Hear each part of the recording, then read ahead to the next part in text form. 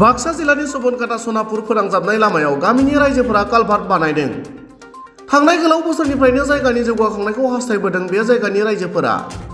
नाथाय बिटिसिनि खुंथायाव थानाय गिदिर गोलावफोरा नायफिननायाव राहा गैयै जानानै गामिनि रायजोफोरा गावसोरनो रां खरसा खालामनानै कालभार्ट बानायनानै थांलाय फैलाय खालामनायनि राहाखौ खालामनानै लायो। गुबुन गामिफोरनि बायदिनो सुबनकाटा ओनसोलनि सनापुर गामिनि रायजोफोराबो गावनि जायगाखौ आथिखालनि बिटिआर खुंथायनि सायाव जौगाखांगोन होनना जोबोर मिजिं खालामनानै दंमोन। नाथाय दासिमबो बेखौ नुनो मोनैलाय जायगानि रायजोफोरा खुद्रिखांनायजों लोगोसे थांलाय फैलायनि राहाखौ गावसोरनो खालामनानै लायो आरो खौरां बिजोङाव ओरैबायदि फोरमायो। চাওক আমার গাঁও সুবনকাটা ভিচিডিচিৰ অন্তৰ্গত সুবনকাটা 1 নম্বৰ মিলন বুলি কোৱা হয়। তাৰোপৰি আজি 4 বছৰ হ'ল UPPL চৰকাৰ হোৱা, কিন্তু আজিলৈকে এটা শিলো পৰা নাই। তাৰোপৰি কালভাৰ আহি আছে বুলি ক'লে, কিন্তু আজিলৈকে কোনো এটা কালভাৰ দিয়া নাই।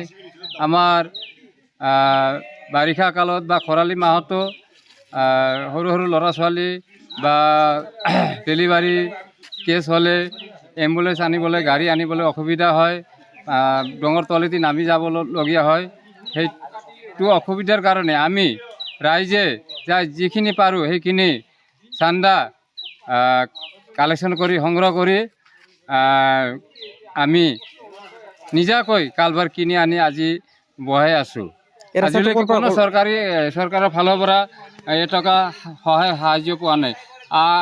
আকৌ আমাৰ কাতিৰাম ছাৰক ইলেকশ্যনৰ আগত দেখা পাইছিলোঁ, কিন্তু আজিলৈকে তেওঁৰ কোনো মুখ দেখিবলৈ পোৱা নাই। জনসাধাৰণ সা সুবিধা প্ৰতি তেওঁ লক্ষ্য কৰা নাই। এই ৰাস্তাটো ক'ৰ পৰা ক'লৈকে যায়? এইটো ৰাস্তা সুবনকাটা নিকাচি পথৰ পৰা বিচ্ছিন্ন হৈ ইফালে সোমাই কিনে নদীটো পাৰ হৈ নয়াপাৰা হস্তিনাপুৰলৈকে যাব পাৰি। ইয়াত বাৰিষা হ'লে কেনেদৰে অসুবিধা হয়? ইয়াত বাৰিষা হ'লে ৰাস্তাত বানপানী উঠে। এইটো কালভাৰ ইয়াত এইটো নহয়, আৰু সিফালে আৰু এটা কালভাৰ আছে। এই দুটা কালভাৰৰ অসুবিধাৰ কাৰণে আমি ইফালে সিফালে অহা যোৱা কৰিবলৈ অসুবিধা পাওঁ।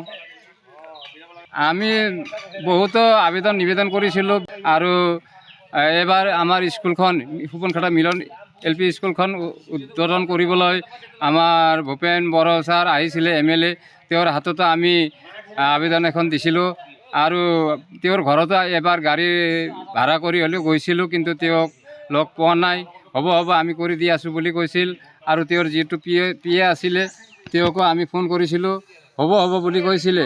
কিন্তু যিটো গাঁৱত চুপাৰবোৰত কোনো এটা অফিচ নাই, স্কুল নাই, সেইবিলাক গাঁৱত আজি ব্লক ৰাস্তা হৈ গ'ল। কিন্তু আমাৰ ইয়াতে এটা স্কুলো আছে, সুবনকাটা মিলন প্ৰাথমিক বিদ্যালয় আছে, কিন্তু এইখন গাঁৱত এটা ব্লকটো নালাগে, আমাৰ শিল এটাও পাৰিবলৈ সক্ষম হোৱা নাই। কাতিৰাম ছাৰেও কোনো গুৰুত্ব দিয়া নাই।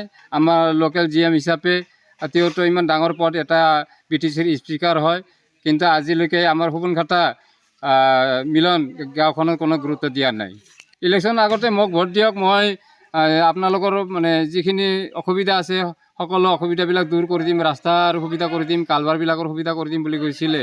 এইটো ইলেকশ্যন নহয়, যোৱা আগৰ ইলেকশ্যন হয়, তাৰ আগতো 2-3 বাৰ আহিছিলে, লগ ধৰিছিলে, মই যদি এবাৰ জিতো আপোনালোকৰ সকলো অসুবিধা দূৰ কৰি দিম বুলি কৈছিলে। কিন্তু আজিলৈকে কোনো এটা অসুবিধা দূৰ কৰিবলৈ সক্ষম হোৱা নাই। আপোনাৰ কিমানখন গাঁও ৰাইজে মিলি এই কাম কৰিছে?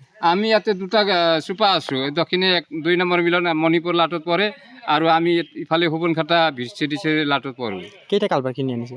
আমি দুটা কালভাৰ কিনি আছোঁ। ইয়াৰ কাৰণে এটা, আগৰ পুৰণা এটা আছে, আৰু নতুনকৈ এটা আনিছোঁ, আৰু দক্ষিণ ছাইডৰ কাৰণে আৰু এটা আনিছোঁ।